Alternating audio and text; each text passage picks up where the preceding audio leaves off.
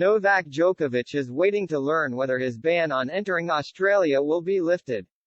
Novak Djokovic's Australian Open fate remains uncertain with just 3 months to go until the first Grand Slam tournament of 2023.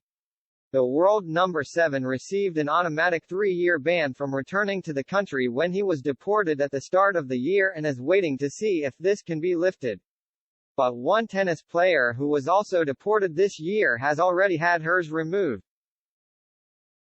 Though it will be much tougher for Djokovic to receive the same exception. Djokovic was deported from Australia at the start of this year after having his visa cancelled twice, successfully appealing the first time but failing the second time, which saw him kicked out of the country on the eve of the Aussie Open.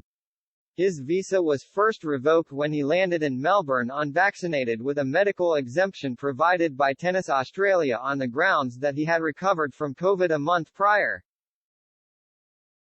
The government initially did not accept this, deporting other people they found to have received similar support from Tennis Australia, including Renata Vorachova, who arrived in Australia at the end of December with an exemption explaining she couldn't take the vaccine. The Czech star had even played a doubles match before she was detained and lost her documents, being asked to leave the country and obliging. And the doubles world number 121 has already had her automatic 3-year ban lifted, successfully appealing it back in July. But the judge who ruled that she could return to Australia had specifically explained why Vorachova was able to do so compared to Djokovic, who would have a much harder time convincing authorities to allow him to return before 2025. I also note,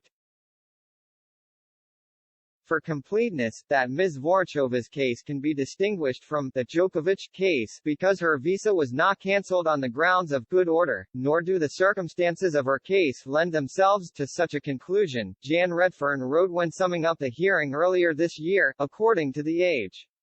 As already noted, Ms. Vorachova is not opposed to vaccination and, unlike the Djokovic case where the minister apparently found there was evidence Mr. Djokovic had shown a disregard for the self-isolation protocols, there is no such evidence before me to this effect in this case.